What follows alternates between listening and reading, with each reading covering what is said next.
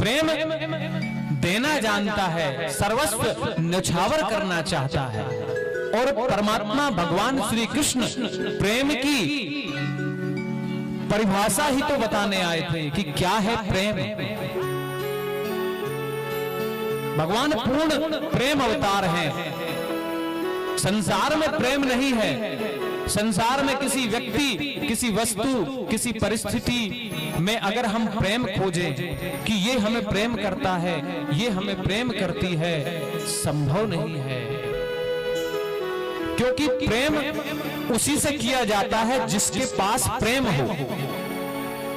और संसार के जीवों के पास प्रेम नहीं है, वो तो खुद माया से बंधा हुआ है, माया के अधीन है।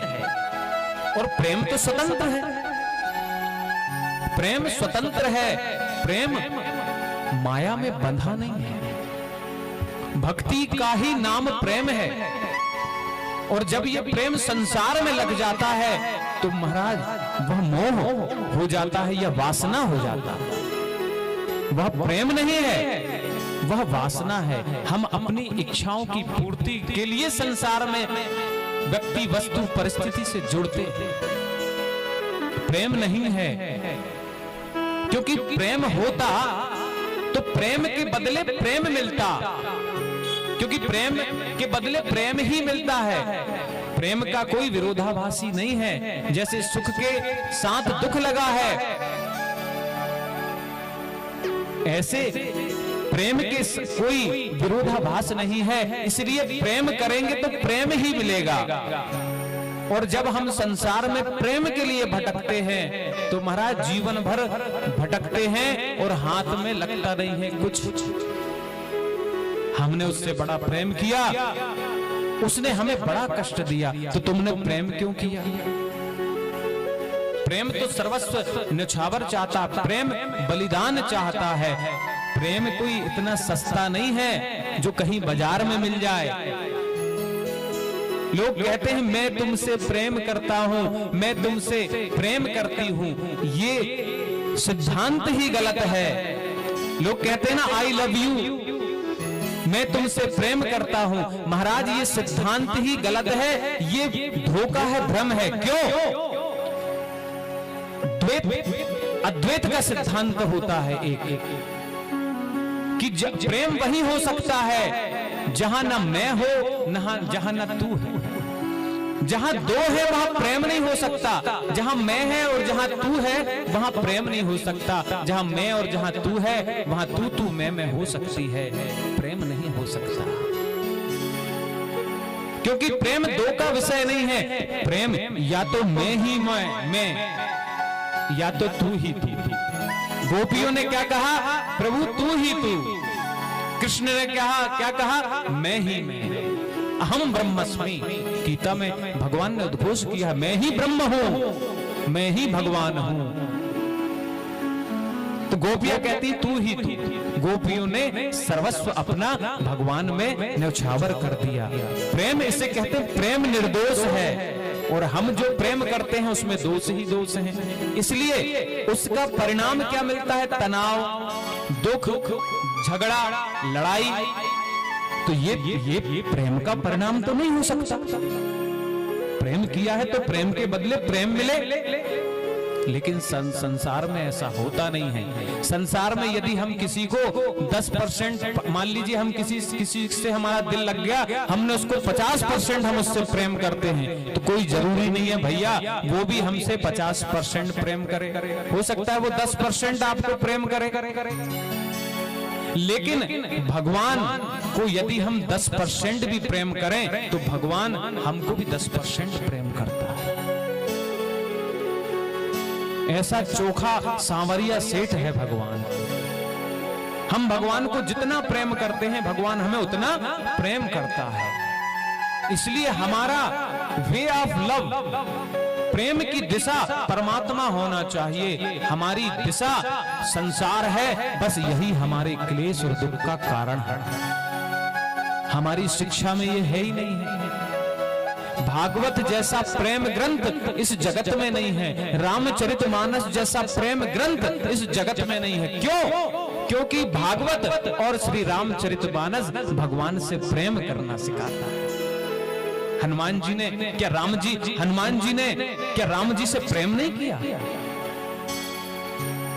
क्योंकि राम ही केवल प्रेम प्यारा, जान ले कोई जान न हारा। तो हनुमान जी ने राम जी से प्रेम किया, इसलिए जितने मंदिर हनुमान जी के हैं महाराज उतने राम जी के नहीं हैं। और जहां राम जी का मंदिर है वहां हनुमान जी का मंदिर होगा ही, लेकिन जहां हनुमान जी का मंदिर है जरूरी नहीं है कि वहां राम जी का भी मंदिर हो। देख लीजिए, तो ये भक्त है, ये प्रेमी है, इसने भगवान से प्रेम किया। और कहते हैं जो भगवान से जो प्रेम करता है, यदि हम उससे प्रेम करें तब भी उसकी जो गति होगी वही हमारी होगी। भगवान कृष्ण कहते हैं ना, मैं संतन को दास, संत मेरे मुकुट मणि। संत वो है जो भगवान के प्रेम में, पूर्ण प्रेम में डूबा हो। 10% 20% नहीं, जो 100% भगवान के प्रेम में डूबा है वह संत है। जिसकी सारी इच्छाओं का अंत हो गया वह संत है। ये भागवत ग्रंथ है, ये प्रेम का ग्रंथ है। समझिए, मैंने कहा है कि यह श्रवणीय है, समझने का प्रयास कीजिए कि हमें दिल किससे लगाना है, हमें प्रेम किससे करना है। प्रेम देखिए, अब प्रेम करने के लिए आपको कहीं जाना है क्या? आपको अपने भावों को, अपनी भावनाओं को भगवान से जोड़ना है। हम कह सकते हैं कि भगवान हम आपके हैं, हम आपसे प्रेम करते हैं और भगवान ही सुनेगा। संसार में अगर किसी को कुछ सुनाना है तो या तो टेलीफोन करके सुनाओ या चिट्ठी लिख के सुनाओ, वो ऐसे नहीं सुनेगा। लेकिन भगवान हरि जो हर जगह है, विष्णु जो कण कण में है, तो भगवान ही सुनता है हमारी। ध्यान रखना, धन हमारा बैंक में पड़ा हुआ है, घर में पड़ा हुआ है, आपकी नहीं सुनेगा, भगवान सुनेगा, क्योंकि वो सर्वत्र है तो यहां भी है। भागवत यही तो बताती है कि भगवान सब में है, सबका है। ऐसे भगवान करके हम कितने बड़े त्यागी हैं। हम बहुत बड़े त्यागी हैं, आप और हम, हैं कि नहीं? कि हमने संसार के लिए भगवान को त्याग दिया।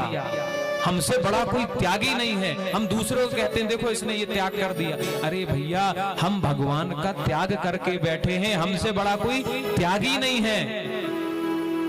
जिसको पाना था उसको हमने त्याग दिया, और जिसको त्यागना था, जो छूटा ही हुआ है, हम उसको बंदर की तरह पकड़े हुए हैं।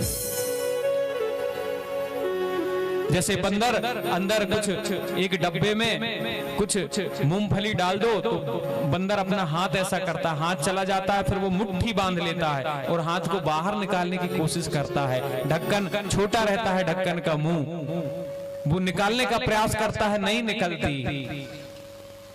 उसको करना क्या चाहिए?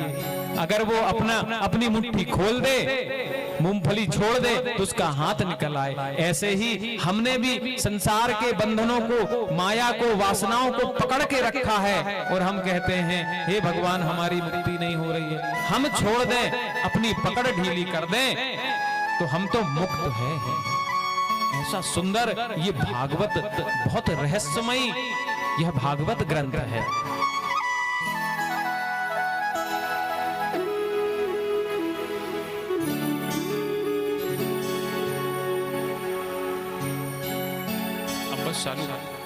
यहाँ पर मटकी फोड़ का भी आयोजन है। हाँ, तो थोड़ी देर में मटकी फोड़ का कार्यक्रम होगा।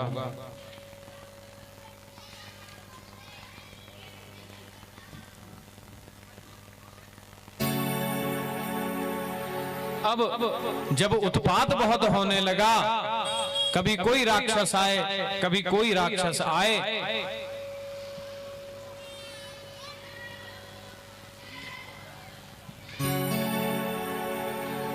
तो महाराज नंद बाबा ने सोचा कि अब हम गोकुल में नहीं रहेंगे, अब हमें गोकुल से कहीं और जाना पड़ेगा। तो भगवान उपनंद जी जो भाई थे नंद बाबा के, उन्होंने कहा कि भैया अब हम वृंदावन चलते हैं, हम वृंदावन में रहेंगे। और सभी पारिकर जितना भी परिवार था, नंद बाबा और पूरा गांव वृंदावन की ओर जाने लगा। अब भगवान श्री कृष्ण वृंदावन में रहेंगे। 4 वर्ष के भगवान अब वृंदावन की ओर जा रहे हैं। आइए थोड़ी देर हम वृंदावन धाम की महिमा का वर्णन करते हैं और इसी के साथ साथ मटकी फोड़ भी कार्यक्रम होता रहेगा। चलिए सभी लोग भाव से भगवान का भजन करेंगे। मन चल रे वृंदावन धाम, राधे राधे गाएंगे। मन चल रे वृंदावन धाम, राधे राधे गाएंगे। मन चल रे